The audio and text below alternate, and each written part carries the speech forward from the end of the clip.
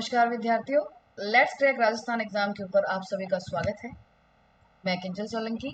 अभी हम रीड के लिए साइकोलॉजी पढ़ रहे हैं। अनअकैडमी आपको डाउनलोड कीजिए प्ले स्टोर से, उसके बाद आप लॉगिन कीजिए, आरपीएस सेलेक्ट कीजिए एंड देन मेरा कोड मांगा जाएगा। मेरा कोड है किंजल10, वो डालिए, उससे आप कनेक्ट कर सकते हैं मेरे साथ में। Daily live classes, live test, structure course, unlimited access यहाँ पे अवेलेबल है। फ्री और प्लस क्लास के आप बारे में जानते होंगे। फ्री के अंदर आपको limited syllabus, okay, practice set, PDF, doubt clearing session, सब कुछ मिलेगा, लेकिन ये लिमिटेड होगा। अगर आपको कंप्लीट चाहिए तो प्लस के लिए सब्सक्रिप्शन लीजिए।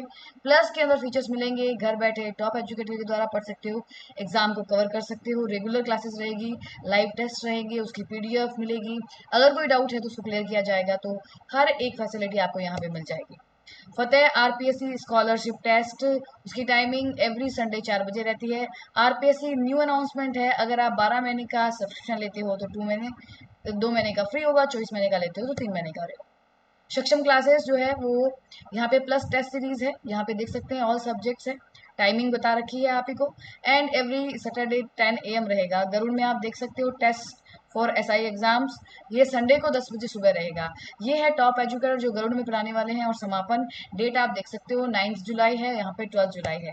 ओके, फिर आप देखिए सक्षम की जो है आरएस की प्री की, वो 13 जुलाई से स्टार्टिंग डेज है और गरुड़ की 13 जुलाई से। ओके, अब देखते हैं, हम बात करेंगे विजय जो 12 month RPSC prelims and mains 22 batch course है, वो 14 जुलाई को स्टार्ट होने वाला है। कॉम्बो सब्सक्रिप्शन जो है वो अवेलेबल है, तो जल्दी से आप जो है सब्सक्राइब कीजिए अनअकैडमी को और इतने बेहतरीन ऑफर का फायदा उठाइए। चलिए बात करेंगे, अभी हम लोगों ने थोड़ी देर पहले ही अधिगम पढ़ा है, ठीक है, अधिगम के क्वेश्चंस गए हैं, कुछ थ्योरी भी पढ़ी है, लेकिन एक चीज जहाँ पे विद्यार्थी जो है वहाँ पे मिस्टेक करते हैं वो है डेफिनेशंस। डेफिनेशन आप लोग कम पढ़ते हैं, तो हमें एक बार डेफिनेशन देख लेनी चाहिए, क्योंकि मेन टॉपिक की डेफिनेशन हमें आनी ही चाहिए। ऑथेंटिक सोर्स में कौन कौन सी डेफिनेशन है उसके अकॉर्डिंग हम बात करते हैं। तो चलिए आइए देखते हैं अधिगम की परिभाषाएं। इससे पहले यहाँ पे मैंने बताया नहीं आप लोगों को, RSSI हेडमास्टर ये सारे के सारे कोर्स यहाँ पे अवेलेबल है। उसके लिए आप अनअकैडमी को सब्सक्राइब कर सकते हैं। 10% डिस्काउंट मिलेगा आप लोगों को इफ़ आप लोग यूज़ करते हैं मेरे कोड को किंजल10 को। और किंजल10 मेरा कोड है, 10% डिस्काउंट हर एक महीने में, जो भी आप 1 महीने का 3 महीने का सब्सक्रिप्शन लेते हो उन सब के लिए आपको फ्री मिलेगा, ठीक है। तो चलिए शुरू करते हैं आज की क्लास को। पहली परिभाषा अधिगम की आप लोगों के सामने आ रही है, बताइए अधिगम के संबंध में हिलगार्ड की परिभाषा कौन सी है, बताइए। पहला, सीखना विकास की प्रक्रिया है। दूसरा, आदत ज्ञान अभिवृत्तियों का अर्जन करना अधिगम है। तीसरा, नवीन परिस्थितियों में अपने आप को अनुकूलित करना अधिगम है। और चौथा, प्रशिक्षण एवं अनुभव द्वारा व्यवहार में परिवर्तन अधिगम है। बताइए कौन सी डेफिनेशन सही लग रही है। तो देखिए, पहली आप लोगों ने पढ़ी रखी होगी कि सीखना विकास की प्रक्रिया है, आपको याद आ गई होगी, वुडवर्थ की है। आदतों ज्ञान अभिवृत्तियों का अर्जन क्रो एंड क्रो की है, ठीक है। और तीसरी जो है वो है नवीन परिस्थितियों में अपने आप को अनुकूलित करना अधिगम है। तो ये डेफिनेशन जो है वो आपकी हिलगार्ड महोदय की है। किसकी है? हिलगार्ड की। कि अगर आप अपने आप को एक नई स्थिति में अनुकूलित कर रहे हो, इसका मतलब कि आप सीख रहे हो, डेफिनेटली सीखोगे तभी तो अनुकूलित करोगे। तो ये परिभाषा हिलगार्ड ने दी है। और चौथी जो है कि भाई प्रशिक्षण और अनुभव के द्वारा व्यवहार में परिवर्तन, तो ये गेट्स महोदय की दी है। तो कुल मिला के हमारी परिभाषा का उत्तर है थर्ड वन। सेकेंड देखिए, प्रशिक्षण एवं अनुभव द्वारा व्यवहार में परिवर्तन ही अधिगम है, यह परिभाषा किस मनोवैज्ञानिक ने दी है, बताइए। Gates, Skinner, Crow and Crow, Woodworth. कौन सा जवाब सही लग रहा है आप लोगों को? और जस्ट 2 मिनट पहले मैंने आपको इसकी परिभाषा बताई, बताइए कि नहीं बताइए। तो जल्दी से जवाब दीजिए, क्या होगा उत्तर। वैसे आप सभी जानते हो एग्जाम के अंदर ये बहुत इंपॉर्टेंट डेफिनेशन है, बहुत एग्जाम के अंदर पूछी जाती है, तो बिल्कुल से ध्यान रखिएगा आप इसकी। आंसर होगा गेट्स। किसकी परिभाषा है ये? आपके गेट्स महोदय की है। ओके, ऑल क्लियर, आगे बढ़ते हैं। नेक्स्ट देखो, व्यवहार के कारण व्यवहार में परिवर्तन ही अधिगम कहलाता है।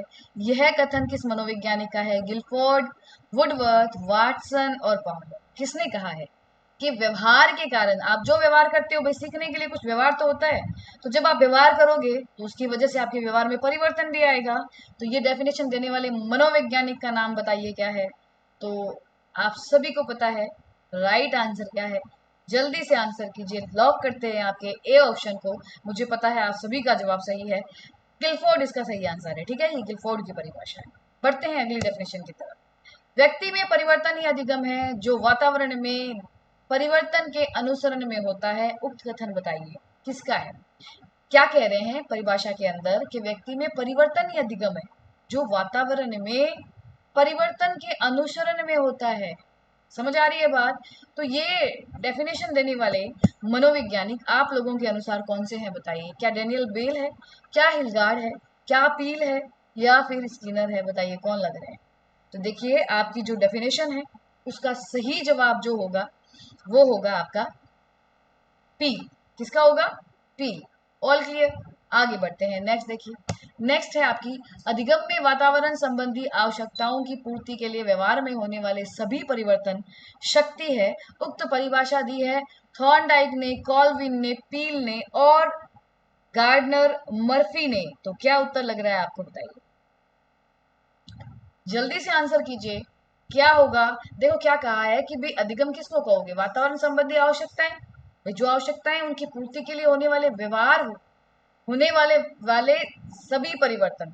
समझ आ रहे हैं? व्यवहार में होने वाले सभी परिवर्तन। शक्ति को क्या कहा है हम उन्होंने? अधिगम कहा है। अब देखो डेफिनेशन याद करने में थोड़ी समस्या तो आती है, लेकिन आप लोगों को केवल ये याद कर लेना है कि भाई ये वर्ड किसमें है, ये बात कौन से मनोवैज्ञानिक ने कही है। कुछ कीज होते हैं, उन कीज को याद कर लीजिए। ठीक है, ये डेफिनेशन दी है आपके गार्डनर मर्फी ने। आगे बढ़ते हैं। अधिगम व्यक्ति की शक्तियों तथा वातावरण के अंतःक्रिया द्वारा सुधार का नाम है। क्या बात है, बहुत बढ़िया बात कि भी अधिगम व्यक्ति की शक्तियों तथा वातावरण के अंतःक्रिया द्वारा सुधार का नाम है। भाई आपकी जो भी शक्तियां हैं उसके अनुरूप आप व्यवहार करेंगे, वातावरण में एक व्यवहार करोगे तो दोनों के बीच अंतःक्रिया है और उससे आपके व्यवहार में परिवर्तन आएगा, सुधार हो रहा है। तो बहुत ही अच्छी परिभाषा दी है। देने वाले मनोवैज्ञानिक का नाम बताइए। डेनियल बेल, वुडवर्थ, स्कीनर और गिलफोर्ड। फटाफट से जवाब दीजिए, क्या उत्तर होगा आप लोगों के हिसाब से।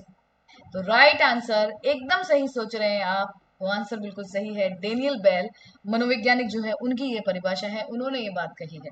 ठीक है, आगे बढ़ते हैं। नेक्स्ट इज कि भाई नवीन ज्ञान तथा नवीन प्रतिक्रियाओं का अर्जन करने की प्रतिक्रिया अधिगम है। यह परिभाषा किसने दी है? स्किनर ने, वुडवर्थ ने, वॉटसन ने, रॉस ने। याद आ रहा है कुछ? कुछ कुछ याद आ रहा है आप लोगों को? भाई आ रहा होगा क्योंकि बड़ी ये फेमस परिभाषा है। और इस मनोवैज्ञानिक ने एक परिभाषा और दी थी कि भाई विकास की प्रक्रिया ही क्या है? आपका अधिगम है। तो वही है। तो क्या वो स्किनर है? नहीं। क्या वो वाटसन है? नहीं। क्या वो रॉस है? नहीं। उत्तर क्या है? वुडवर्थ। ये वुडवर्थ की परिभाषा है। ओके, चलिए नेक्स्ट देखते हैं। आदतों, ज्ञान तथा अभिवृद्धियों का अर्जन ही अधिगम कहलाता है। तो ये डेफिनेशन इतनी ज्यादा फेमस है, इतने बार एग्जाम में आई है, तो मुझे नहीं लगता कोई भी बच्चा इसको गलत करने वाला है। और देखो ये कुछ कॉमन है, ये रिपीट होनी है। मनोविज्ञान में कुछ फेवरेट परिभाषाएं होती है एग्जाम सेक्टर की, तो वो आती ही आती है। अधिगम में ये परिभाषा मान के चलिए बहुत ही ज्यादा पसंदीदा है। आलपोर्ट की व्यक्तित्व के अंदर है ही, क्रो एंड क्रो की आप विकास में पढ़ते ही हो, है कि नहीं? वाटसन की परिभाषा है ही। ये परिभाषाएं आती ही आती है, तो इनको बड़ा अच्छे से याद कर लीजिए। तो आंसर आप लोगों को पता है कौन सा है? क्रो एंड क्रो, जीन प्याजे, जेम्स रेवर एरिक्सन। तो आप सभी को पता है कि भाई आदत, आपकी जो आदतें हैं, आपका जो ज्ञान है और अभिवृत्तियों का अर्जन जो आप करते रहते हो वातावरण में कार्य करके, व्यवहार करके, इसी को अधिगम कहा है क्रो एंड क्रो ने। एलिस क्रो और लिस्टर क्रो ने इसको अधिगम बताया है, लर्निंग बताया है। नेक्स्ट देखो, प्रगतिशील व्यवहार व्यवस्थापन की प्रक्रिया को सीखना कहते हैं। उक्त परिभाषा किस मनोवैज्ञानिक ने दी है? Guilford, Erikson, Watson, Skinner. बताइए। प्रगतिशील व्यवहार, देखो आप लोगों ने उत्तरोत्तर सामंजस्य की प्रक्रिया आपने पढ़ा है। बात तो वो की वही है कि भैया आपके व्यवहार में प्रगति हो रही है, कुछ न कुछ परिवर्तन आ रहा है। तो ये जो प्रोसेस है, जो उत्तरोत्तर सामंजस्य से आप करते जाते हो, ठीक है, इसी को क्या कहा है? लर्निंग कहा है। किसने कहा है? गिलफोर्ड ने? नहीं। एरिक्सन ने? नहीं। वॉटसन ने? बिल्कुल भी नहीं। आंसर होगा स्किनर। क्या होगा आंसर? स्किनर। नेक्स्ट देखिए, अभ्यास या अनुभूति से व्यवहार में धारण योग्य परिवर्तन सीखना है। उपरोक्त कथन बता दीजिए जल्दी से। रिली व लेविस, मार्गन व किंग, पील, हिलगार्ड। तो बताइए क्या होगा जवाब, जल्दी से बताइए। भाई देखो, अनुभव, अभ्यास, प्रशिक्षण, ये तीन तो आने ही आने हैं। अब कहीं किसी का नाम, कहीं किसी का नाम। यहाँ अभ्यास और अनुभूति के कारण व्यवहार में धारण योग्य परिवर्तन को बताइए किसी ने कहा है, तो धारण योग्य वर्ड को दिमाग में रखिएगा, क्योंकि ये इसका की है। सभी परिभाषाओं में प्रयोग नहीं किया गया है, तो ये परिभाषा ना ही हिलगार्ड की है, ना ही ये पील की है, ना ही ये मॉर्गन किंग की है। तो बताइए क्या होगा उत्तर। सिंपल सी बात है, रिलीवर लेविस ने ये परिभाषा दी है अधिगम की। आगे बढ़ते हैं। अभ्यास या अनुभूति के परिमाण स्वरूप व्यवहार में होने वाले अपेक्षाकृत स्थायी परिवर्तन सीखना है। यह परिभाषा निम्न में से किस मनोवैज्ञानिक ने दी है, बताइए। Morgan king, Colvin, Pavlov, Skinner. कौन सा लग रहा है बताइए। सिंपल सी बात है कि भाई अभ्यास अनुभूति के परिमाण स्वरूप अगर बात की जा रही है और कहा जा रहा है कि अपेक्षाकृत स्थायी परिवर्तन सीखना है, तो ये किसने कहा है। देखो यहाँ पे अनुभूति वर्ड है, ठीक है, तो इस आंसर क्या होगा, कॉल्विन का है क्या। स्किनर ने तो उत्तरोत्तर सामंजस्य कहा है। पावलोव की अभी परिभाषा पढ़ेंगे तो मैं बताऊंगी नहीं, कॉल्विन की भी पढ़ेंगे तो भी नहीं बताऊंगी। राइट, तो ये परिभाषाएं अभी थोड़ी देर में आप देखोगे।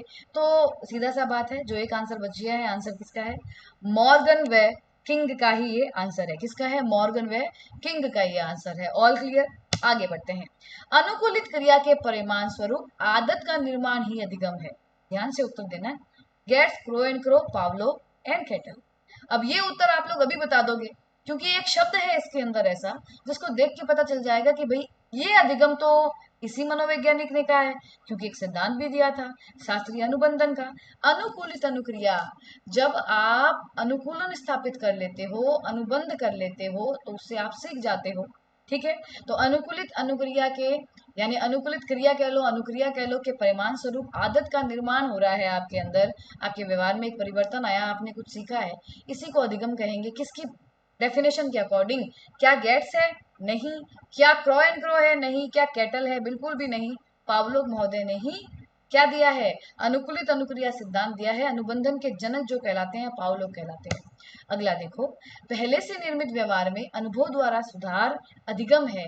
उक्त कथन बता दीजिए किसका है। वुडवर्थ है, कॉल्विन है, गेट्स है, या स्मिथ है। पहले से निर्मित व्यवहार में अनुभव द्वारा सुधार कर रहे हो आप। अगर आपके पहले एक व्यवहार है, आपने कुछ सीख रखा है, फिर आपके अनुभव के द्वारा आपने उसमें कुछ बदलाव कर लिया है, तो ये परिवर्तन अधिगम है। किसने कहा है बताओ।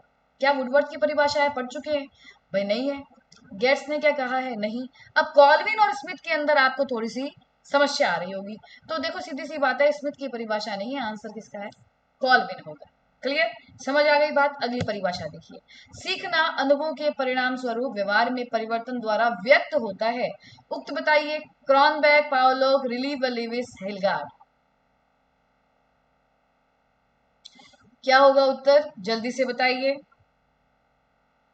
सीखना अनुभव के प्रमाण स्वरूप व्यवहार में परिवर्तन द्वारा व्यक्त होता है। ये कौन से मनोवैज्ञानिक ने कहा है। क्या रिली ने कहा है, क्या हिलगार्ड ने कहा है, क्या पावलोव ने कहा है। भाई हिलगार्ड की हम पढ़ के आए हैं अभी, रिली लेविस की हम पढ़ के आए हैं, पावलोव की भी हम पढ़ के आए हैं, तो बचा कौन, क्रॉनबेक। क्रॉनबेक ने कहा है कि सीखना अनुभव के प्रमाण स्वरूप है। इसने प्रशिक्षण नहीं लिखा है। भाई अनुभव और प्रशिक्षण लिखेंगे तो गैट्स हो जाएगा, लेकिन इसने सिर्फ अनुभव को लिखा है, तो ध्यान रखिएगा ये इसका कीवर्ड है। और इसके द्वारा व्यवहार में परिवर्तन अगर व्यक्त किया जाता है, तो वो परिवर्तन क्रॉनबेक के अनुसार क्या है, सीखना है, लर्निंग है। और अंतिम परिभाषा देखिए। पुराने अनुभवों के परिमाण स्वरूप व्यवहार में होने वाला परिवर्तन, स्थायी परिवर्तन, होने वाला स्थायी परिवर्तन, ठीक है, अधिगम कहलाता है। Pillsbury, Watson, Stanley Hall, Kilpatrick, Hilgard एवं एटकिंसन और गिलफोर्ड एवं गार्डन मर्फी। किसने कहा है, पुराने अनुभवों के बारे में किसने कहा है, बताइए। बहुत सोच समझ के जवाब दीजिए।